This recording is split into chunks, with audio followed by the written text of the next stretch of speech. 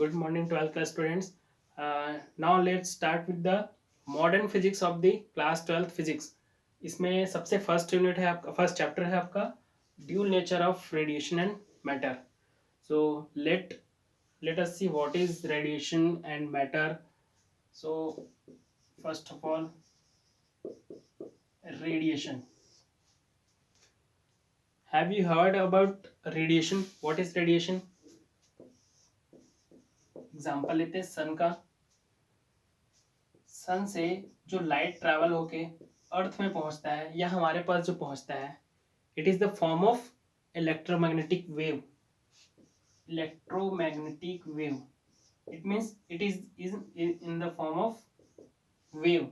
Wave के form में सन से अर्थ में क्या कर रहा है, ये स्ट्रेट लाइन में ट्रैवल कर रहा है और इसी को हम क्या बोलते हैं, रेडिएशन बोलते हैं. It means radiation travels in straight line में ट्रैवल कर रहा है and have a wave nature. So radiation have wave nature. Now if it have a wave nature, then it should have wavelength. It should have wavelength, should have frequency. So the property of radiation is having wavelength, wave nature, having wavelength and frequency. And matter, what is matter? Matter is anything that we can touch it or sense it. Its mass. So having mass, or we can say it have particle nature. So particle nature,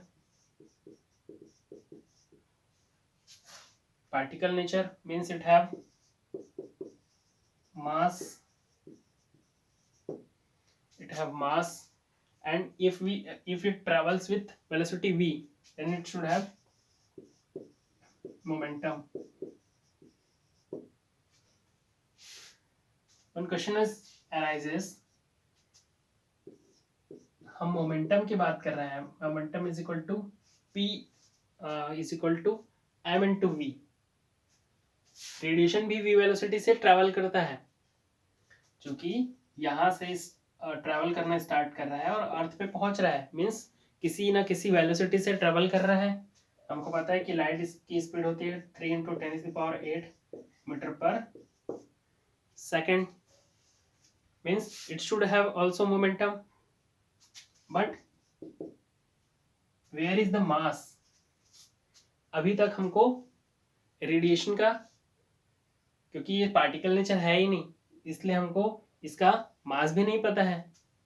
इसलिए अभी तक के case में हमारे पास जो radiation का momentum नहीं पता है, रेडिएशन का मास नहीं पता है, इसका पार्टिकल नेचर नहीं होता है, और इसी तरीके से मैटर का वेव नेचर नहीं होता है, वेवलेंथ नहीं होता है, और ना ही फ्रीक्वेंसी होती है अब तक के नॉलेज में. लेकिन अगर हम जो फर्दर स्टडी करने वाले हैं, फर्दर डिस्कस जो करने वाले हैं, उसमें यही स्टडी करने वाले हैं कि जो फर्दर एक्सपेरिमेंट्स हुए हैं उसमें हमको मिलता है कि जो मैटर है वो रेडिएशन का नेचर भी शो करता है. मीन्स वेव नेचर भी शो करता है, और जो रेडिएशन है वो पार्टिकल नेचर भी शो करता है. ये कैसे शो करता है और कौन कौन से एक्सपेरिमेंटल जो हुए हैं, एक्सपेरिमेंट्स हुए हैं, ये कौन कौन से एक्सपेरिमेंट है जिसके थ्रू हमको पता चला है कि इसके जो नेचर है वो ड्यूल नेचर होता है. मीन्स मैटर पार्टिकल का भी, रेडिएशन का भी नेचर शो करेगा और अपना खुद का पार्टिकल नेचर भी शो करेगा. उसी प्रकार से रेडिएशन वेव नेचर के साथ साथ पार्टिकल नेचर भी शो करेगा. तो देखते हैं. सबसे पहले जो हमारा जो एटॉमिक में एवोल्यूशन हुआ था, सबसे पहले जे थॉमसन,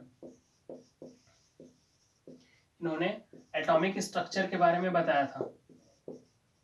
एटॉमिक स्ट्रक्चर के बारे में बताया था. इन्होंने ये कहा था कि जो एटम्स होते हैं ये कंपोज्ड होते हैं पॉजिटिव पार्टिकल्स और निगेटिव पार्टिकल्स से। इसके अंदर पॉजिटिव पार्टिकल्स भी हैं और निगेटिव पार्टिकल्स हैं। ये सबसे पहले अजम्पशन था किसी भी एटम्स के बारे में। तो इन्होंने ये कहा था कि इसके अंदर में जो जो पॉजिटिव पार्टिकल्स हैं और निगेटिव पार्टिकल्स हैं वो एक किसी एटम में कंपोज होते हैं। इन्होंने किसी भी प्रकार का इसका पैटर्न या किसी भी प्रकार का अरेंजमेंट नहीं बताया था, बस इन्होंने बस इतना ही कहा था कि इसके अंदर कंपोज होते हैं। फिर इन्होंने एक एक्सपेरिमेंट किया। इन्होंने एक्सपेरिमेंट ये किया कि एक डिस्चार्ज ट्यूब लिया गया, डिस्चार्ज ट्यूब, और उसको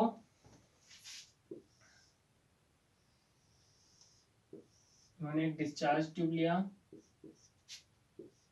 और इसको इवैक्यूएटेड किया गया, मतलब टोटली वैक्यूम क्रिएट किया गया इस ट्यूब के अंदर, और 2 इलेक्ट्रोड्स लिए गए। ये है दोनों एल्यूमिनियम के इलेक्ट्रोड्स, और इसके अंदर 0.01 mm of Hg mercury column के 0.01 mm मरकरी कॉलम का प्रेशर क्रिएट किया गया इसके अंदर, और पोटेंशियल डिफरेंस 1200 वोल्ट अप्लाई किया गया। मान लेते हैं ये कैथोड है और ये anode. It means it has negative potential. अगर यहाँ पर बैटरी लगा देते हैं ये निगेटिव हो जाएगा और ये positive. Cathode have negative potential and anode have positive potential. इस केस में क्या हुआ कि देखते हैं कि ये जो पूरा कॉलम है या ये जो पूरा ट्यूब है वो इस कंडीशन में 0.01 mm ऑफ Hg के प्रेशर के टाइम में यहाँ पर ये पूरा डार्क हो जाता है। डार्क मीन्स इनविजिबल हो जाता है, ब्लैक हो जाता है, और यहाँ पर हमको कुछ फ्लोरेसेंस क्रिएट दिखता है, कुछ चमक दिखता है, कुछ चमक दिखाई देता है। तो यहाँ से ऑब्जर्व किया गया कि जब हम इस पर 1200 वोल्ट का पोटेंशियल डिफरेंस अप्लाई कर रहे हैं इन दोनों प्लेट्स के बीच में, तो यहाँ से जो कैथोड प्लेट्स है कुछ इनविजिबल पार्टिकल ट्रैवल करके एनोड प्लेट पर जाके टकरा रहे हैं, और उसी टकराव के कारण ये पार्टिकल्स यहाँ जाके एनोड पर स्ट्राइक कर रहे हैं। वही उसी स्ट्राइक करने के कारण यहाँ जो बैक साइड पर जो चमक उत्पन्न हो रहा है वो स्ट्राइक के कारण ही मिल रहा है हमको। अब ये जो इनविजिबल पार्टिकल है वो कहाँ से निकल रहा है? कैथोड प्लेट से, इसलिए इसको कहा गया कैथोड रे। अब आप बोलेंगे कि ये पार्टिकल्स हैं तो इसको रे क्यों कहा गया? क्योंकि यहाँ से जो पार्टिकल निकल रहे हैं वो ह्यूज अमाउंट में निकल रहे हैं, बहुत सारे, और हम बोल सकते हैं कि एक स्ट्रीम ऑफ पार्टिकल्स बोल सकते हैं। बहुत सारे पार्टिकल्स एक साथ ट्रैवल कर रहे हैं, और वो भी अबाउट 0.01 से 0.2 c के स्पीड में, मीन्स लाइट के 0.2 के आसपास की स्पीड में ट्रैवल कर रहे हैं लोग, ये जितने इलेक्ट्रॉन्स हैं वो, और जाके एनोड में स्ट्राइक कर रहे हैं। स्ट्राइक करने के बाद यहाँ से एक चमक उत्पन्न हो रहा है, तो इसलिए इसको कैथोड रे का नाम दिया गया। और ये जो ये जो पार्टिकल्स हैं ये ट्रैवल करके, चूंकि ये पॉजिटिव पोटेंशियल में है, और यहाँ से जो पार्टिकल्स निकल रहे हैं वो पॉजिटिव पोटेंशियल के साइड में अट्रैक्ट हो रहे हैं। इट मीन्स चूंकि हमको पता है कि जो पॉजिटिव साइड है पॉजिटिव निगेटिव को अट्रैक्ट करता है, पॉजिटिव को रिपल करता है। क्योंकि ये पॉजिटिव पोटेंशियल में है और ये पार्टिकल्स इस पॉजिटिव पोटेंशियल के साइड में अट्रैक्ट हो रहे हैं, तो ये पार्टिकल्स को निगेटिवली चार्ज कहा गया। ये माना गया कि ये पार्टिकल्स जो हैं निगेटिवली चार्ज हैं। इसको इसके थ्रू, मतलब एक एक्सपेरिमेंट, इसमें एक प्लेट और लगा दिया गया जिसमें ये पॉजिटिव है, ये निगेटिव प्लेट है। इसमें भी पोटेंशियल डिफरेंस अप्लाई किया गया। इसमें भी पता चला कि ये निगेटिव पॉजिटिव पोटेंशियल के साइड में जो जो पार्टिकल्स हैं वो ट्रैवल करके इसके साइड पॉजिटिव पोटेंशियल के साइड में बैंड हो जा रहे हैं। इसका मतलब क्या है कि जो पार्टिकल है, यहाँ से जो इनविजिबल पार्टिकल निकल के आ रहे हैं, उसका नेचर इस पॉजिटिव से जस्ट अपोजिट है, इसलिए इसको निगेटिवली चार्ज कहा गया। और जे थॉमसन ने इसी पार्टिकल्स को एक इलेक्ट्रॉन का नाम दिया। यहाँ से हमारा इलेक्ट्रॉन का इन्वेंशन होता है। और जे थॉमसन के इसी एक्सपेरिमेंट के बाद बहुत सारे और एक्सपेरिमेंट हुए, जिसमें मिलिकन्स ने E/m का वैल्यू निकाला। E की वैल्यू निकाली 1.6 × 10⁻⁻19 कूलम। और उन्होंने ये भी कहा कि ये जो E की वैल्यू है, या किसी भी ये तो चार्ज हो गया, जो चार्ज की वैल्यू है, चार्ज अगर हम अगर Q लेते हैं, तो मिलिकन्स ने ही कहा है कि Q हमेशा E का क्वांटाइजेशन होता है, या बोल सकते हैं इंटीग्रल मल्टीपल होता है। मीन्स कभी भी हम इस तरीके से 1.2E या 1.4E इस तरीके से नहीं बोल सकते। इंटीग्रल मल्टीपल मीन्स E के साथ में मल्टीपल क्या होना चाहिए, नेचुरल नंबर होना चाहिए। मीन्स 12E 5E 7E इस तरीके से इंटीग्रल मल्टीपल ऑफ E की वैल्यू होती है, जो चार्ज की वैल्यू होती है, इंटीग्रल मल्टीपल ऑफ E होता है। इस तरीके से बहुत सारे एक्सपेरिमेंट आगे भी फर्दर हुए, जिसके थ्रू एटॉमिक स्ट्रक्चर और इलेक्ट्रॉन की प्रॉपर्टी, इसके मास और E/m का वैल्यू फाइंड आउट किया गया। नेक्स्ट देखते हैं इलेक्ट्रॉन इमिशन क्या होता है। अभी जो एक्सपेरिमेंट हमने देखा था, इसमें देखे कि इलेक्ट्रॉन इमिट होके एक प्लेट से दूसरे प्लेट में ट्रैवल कर रहे हैं। Electron emission is the emission of electron by gaining the sufficient amount of energy.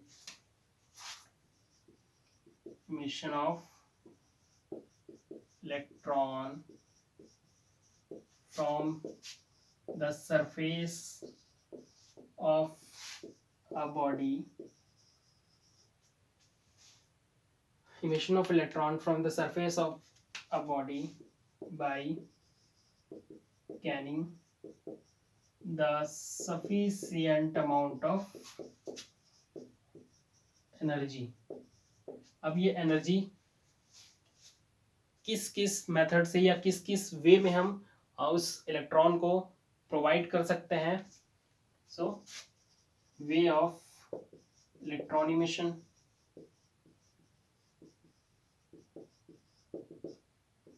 पहला थर्मियोनिक इमिशन। थर्मियोनिक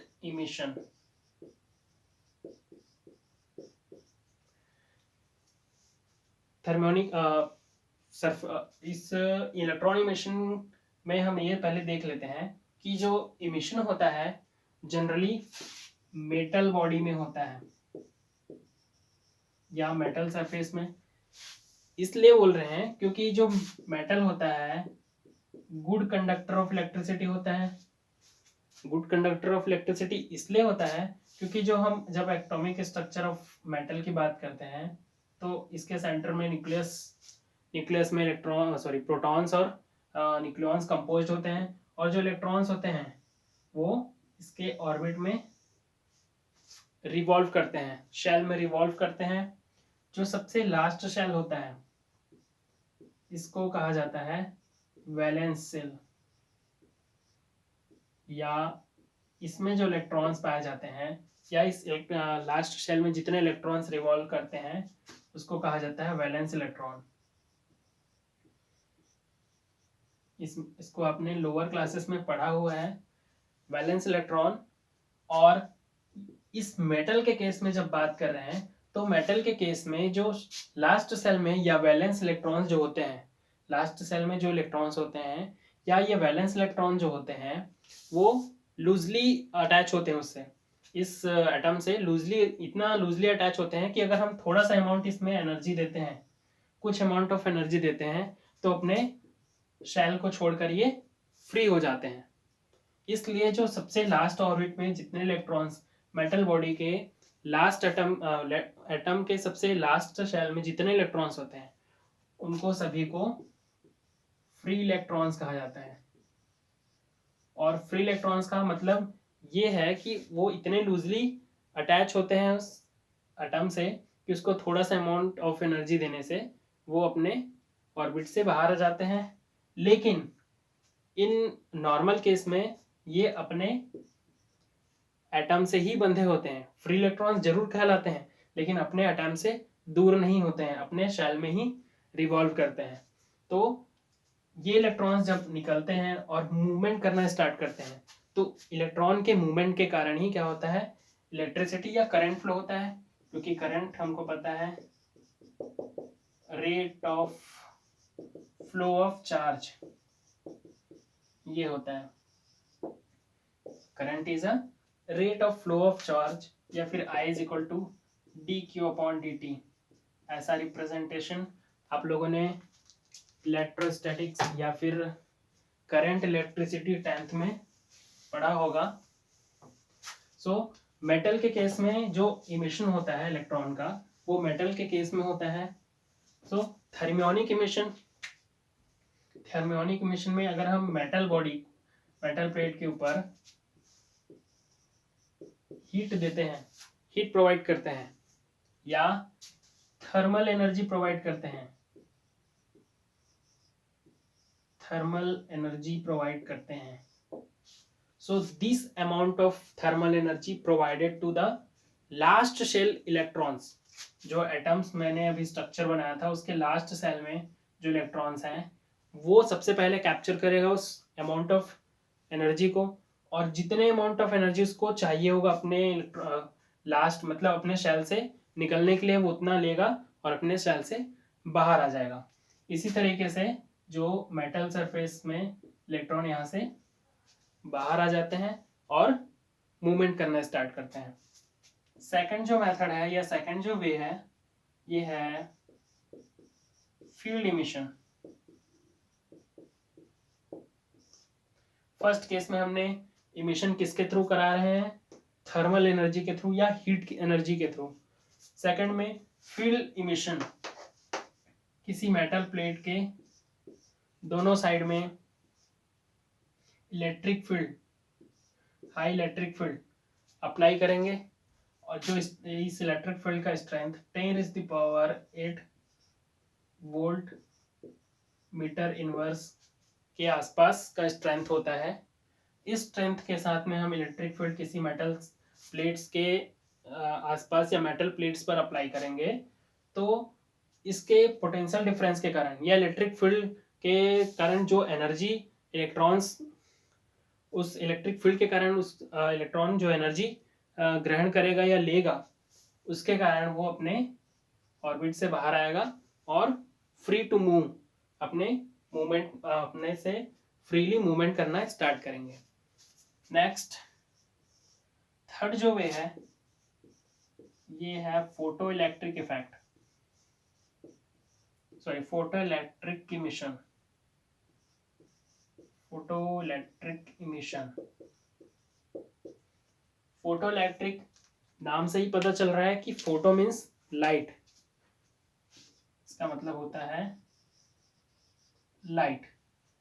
और जो photo electric effect, photo electric emission होता है वो कैसे होता है कि किसी मेटल प्लेट पर अगर हम high energetic electromagnetic waves of suitable frequency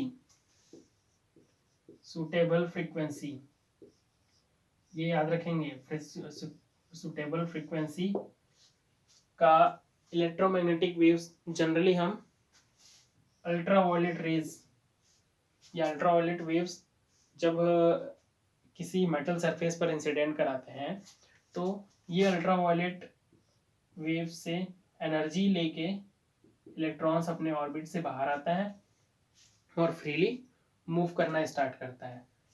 तो ये कहलाता है फोटो इलेक्ट्रिक इमिशन या फोटो इलेक्ट्रिक इफेक्ट।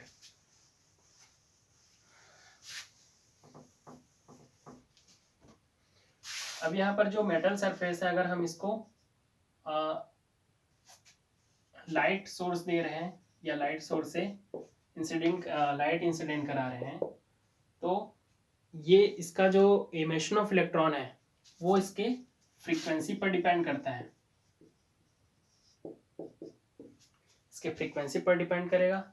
और इसका जो फ्रीक्वेंसी होगा, एक इस इलेक्ट्रॉन को अपने मेटल सरफेस से या एटम से ऑर्बिट से बाहर निकालने के लिए एक मिनिमम अमाउंट ऑफ या मिनिमम फ्रीक्वेंसी की रिक्वायर्ड होती है। मान लेते हैं कि इसकी जो मिनिमम फ्रीक्वेंसी है F0 है, मिनिमम F0 या फिर ν0 है। सो ये जो मिनिमम फ्रीक्वेंसी होती है इसको कहा जाता है threshold frequency. So threshold frequency is the minimum frequency required to eject electron from the metal surface is known as threshold frequency। उस मिनिमम फ्रीक्वेंसी को थ्रेशोल्ड फ्रीक्वेंसी कहा जाता है जिसके कारण वो अपने मेटल सरफेस से जस्ट बाहर निकलता है या फिर अपने मेटल के एटम के फोर्स फील्ड से बाहर निकलता है। फोर्स फील्ड से बाहर निकलना मतलब चूंकि यहाँ पर है तो ये एटम के न्यूक्लियस के अट्रैक्शन फोर्स में है, बंधा हुआ है, या सॉरी न्यूक्लियर फोर्स में बंधा हुआ है और इसमें रिवॉल्व कर रहा है इस तरीके से। लेकिन जैसे ही इसको अमाउंट ऑफ एनर्जी मिलता है अपने एटम के जो अट्रैक्शन फोर्स के इन्फ्लुएंस से ये बाहर निकल जाता है। तो जितना मिनिमम फ्रीक्वेंसी की आवश्यकता होती है उसके फोर्स फील्ड से उसको बाहर करने के लिए, वही कहलाता है threshold frequency. The minimum frequency required to eject electron from the metal surface, मतलब उसके एटम के फोर्स फील्ड से बाहर करने के लिए उसको मिनिमम फ्रीक्वेंसी की रिक्वायरमेंट होती है। तो ये हो गया थ्रेशोल्ड फ्रीक्वेंसी। अब इसका एप्लीकेशन देखते हैं कि किस तरीके से एक्सपेरिमेंटली ये ऑब्जर्व किया गया कि फोटो इलेक्ट्रिक इफेक्ट शो होता है और फोटो इलेक्ट्रिक इफेक्ट पर उसके लाइट का इंटेंसिटी, लाइट की फ्रीक्वेंसी और जो डिफरेंट वेरिएशंस आते हैं वो किन पर डिपेंड करता है। Photo electric effect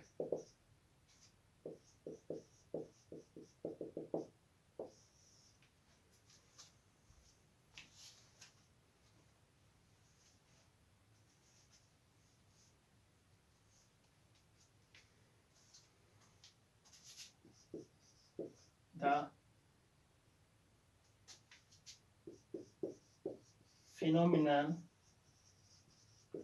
of emission of electron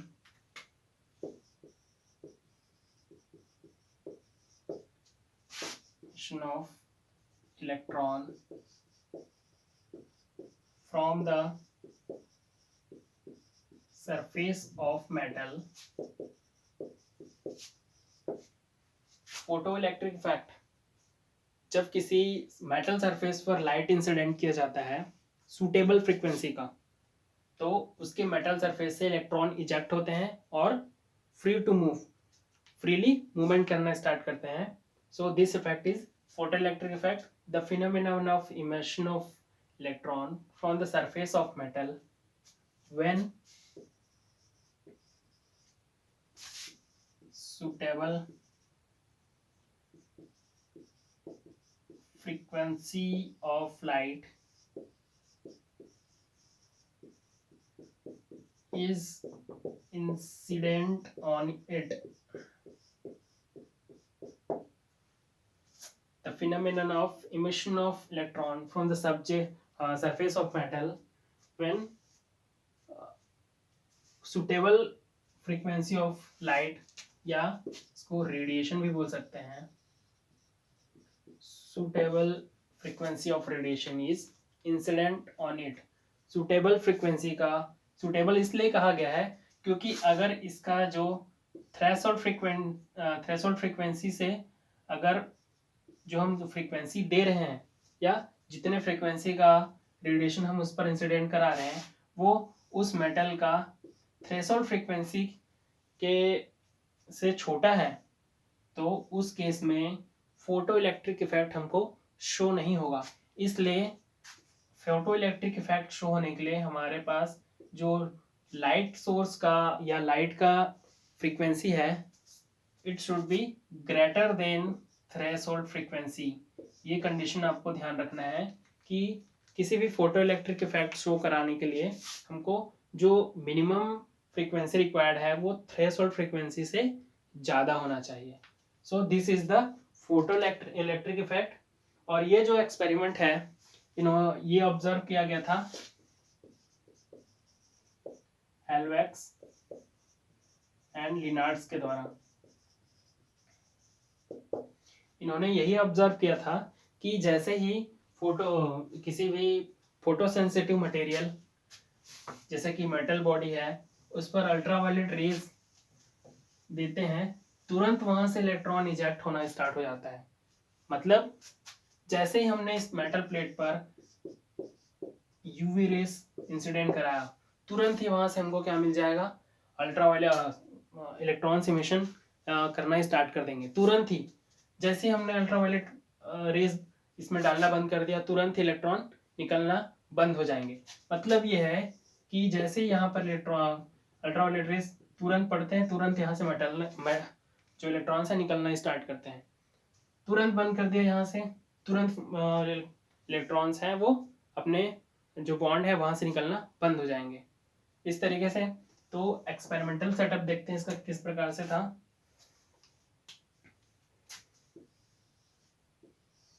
इन्होंने एक ट्यूब लिया और ट्यूब को दोनों साइड पर एक इलेक्ट्रोड लगाया गया. ये है कैथोड एंड ये है एनोड. और ये जो सर्किट है, चूंकि हमको यहाँ पर एक ट्रांसपेरेंट ओपनिंग है जहां से यूवी रेज यहाँ पर इस मेटल सरफेस पर कैथोड प्लेट पर क्या होगा, इंसिडेंट होगा. और ये जो सर्किट है इसको हम एक कम्यूटेटर के थ्रू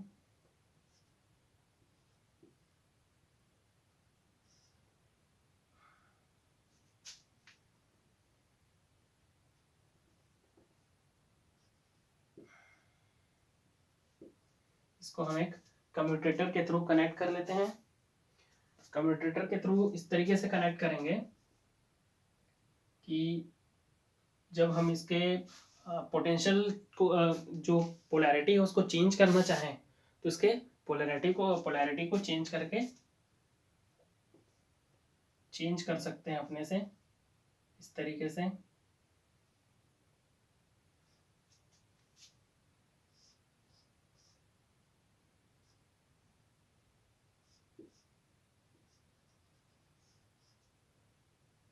ये आपका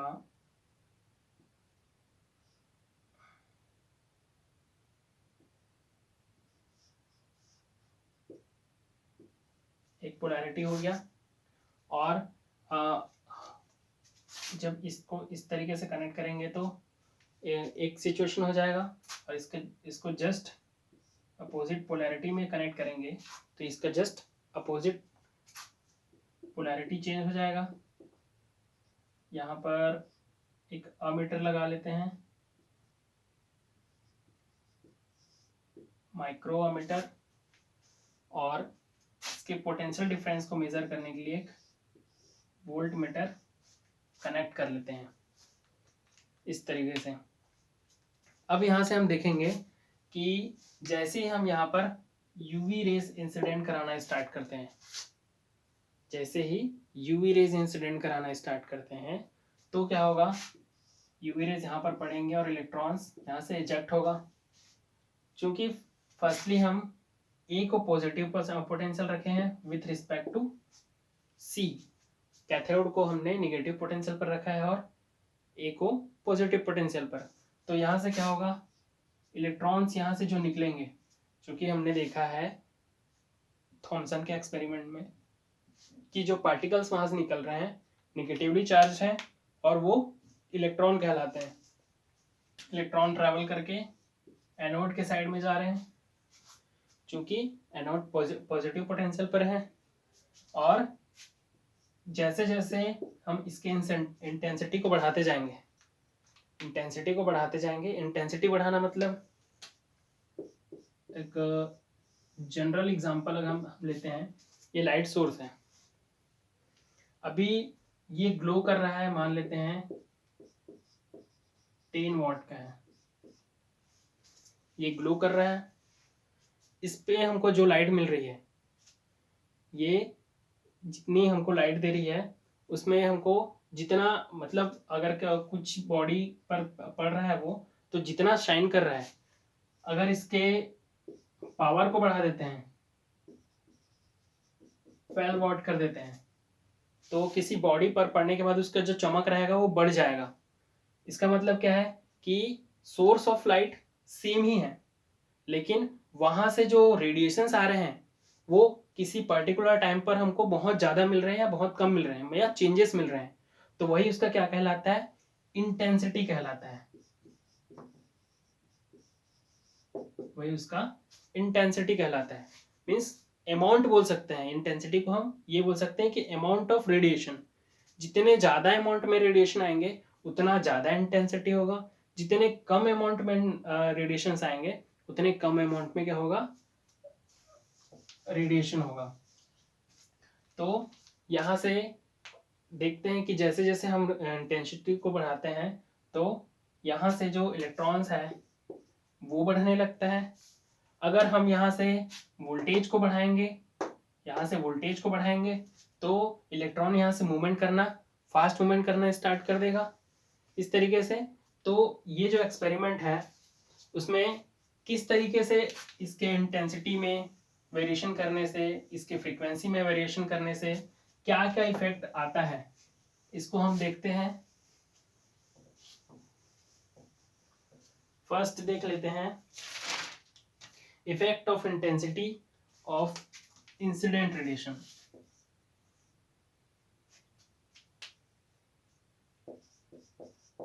effect of intensity of incident radiation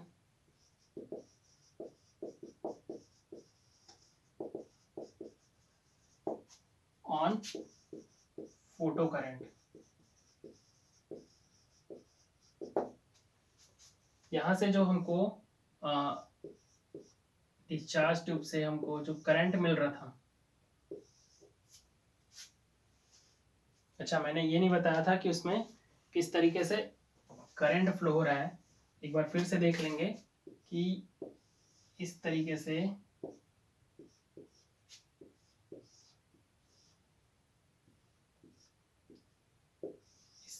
experimental setup था, V वोल्ट था, कैथोड एंड एनोड। यहाँ पर से अल्ट्रावायलेट रेस यहाँ आ रही हैं। जैसे यहाँ पर इंसिडेंट होगा इलेक्ट्रॉन्स ट्रैवल करेंगे, और चूंकि ये सर्किट है, सर्किट कंप्लीट होगा इस इलेक्ट्रॉन के फ्लो के कारण, क्योंकि जो करंट फ्लो होता है वो करंट क्यों फ्लो होता है, मूवमेंट ऑफ इलेक्ट्रॉन के कारण, rate of change of electron या rate of flow of electron, ये कहलाता है करंट। तो इलेक्ट्रॉन्स फ्लो हो रहे हैं तो करंट, ये सर्किट कंप्लीट होगा, और यहाँ से हमको वोल्टेज पर कुछ वैल्यूज मिलेंगे। और यहाँ पर हमने जो अमीटर कनेक्ट किया था, अमीटर यहाँ पर हमने जो कनेक्ट किया था वहां पर भी हमको कुछ डिफ्लेक्शन मिलेगा, यहाँ पर भी कुछ डिफ्लेक्शन मिलेगा। तो इस तरीके से ये सर्किट कंप्लीट होगा, और इंसिडेंट रेडिएशन के कारण, अल्ट्रावायलेट रेस के रेडिएशन के इंसिडेंट होने के कारण, इस प्लेट में रेडिएशन होने के कारण यहाँ से इलेक्ट्रॉन्स मूव करेंगे, सर्किट कंप्लीट होगा, वोल्टेज पर कुछ रीडिंग मिलेंगे, अमीटर पर कुछ रीडिंग मिलेंगे। ये हो गया हमारा एक्सपेरिमेंटल सेटअप, और इस तरीके से प्रोसेस हो गया। अब देखते हैं कि effect of intensity of incident radiation on photo current. तो यहाँ से हम देखेंगे कि जो अल्ट्रावायलेट रेस है उसके इंटेंसिटी को हम जब बढ़ाते हैं, यहाँ इंटेंसिटी बढ़ाना मतलब, इंटेंसिटी मतलब अमाउंट ऑफ लाइट बोल सकते हैं आपके समझ के लिए।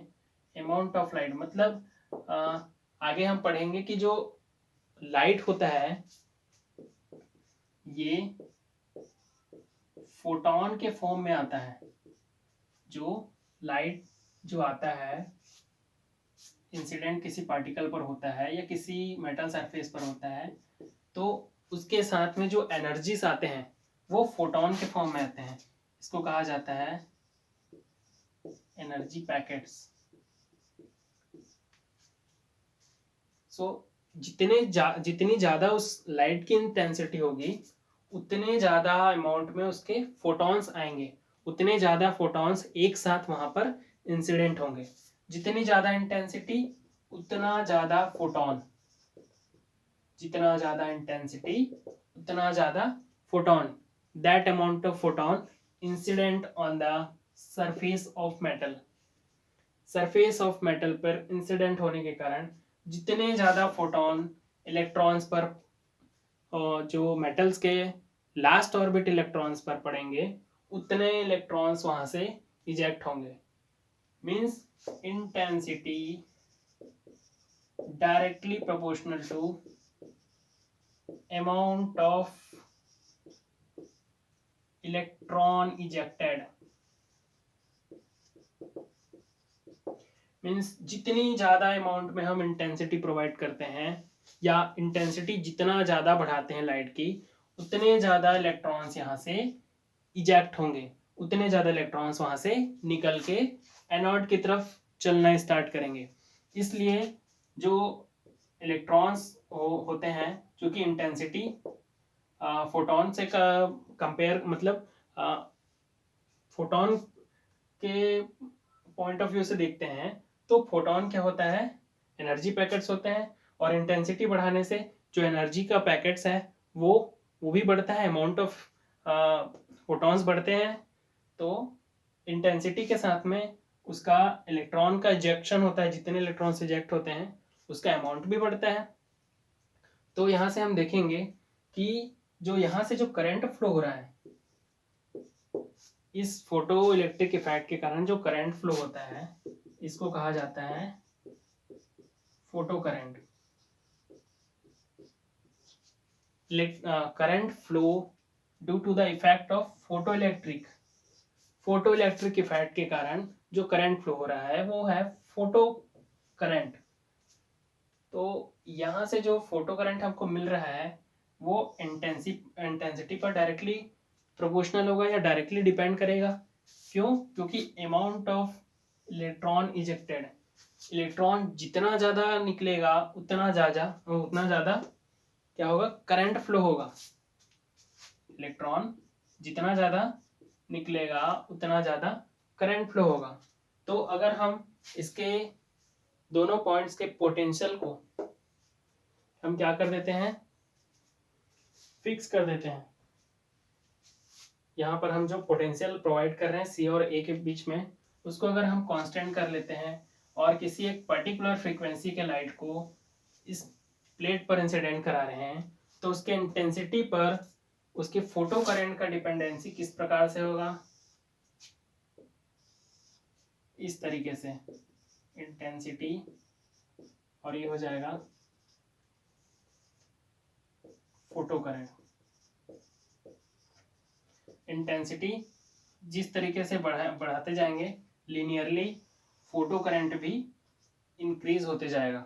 ये आपका effect of intensity on incident radiation. Incident जो रेडिएशन हम दे रहे हैं या इंसिडेंट करा रहे हैं, उसके अमाउंट पर या उसके इंटेंसिटी पर फोटो करंट का क्या इफेक्ट पड़ेगा, यहाँ से हमको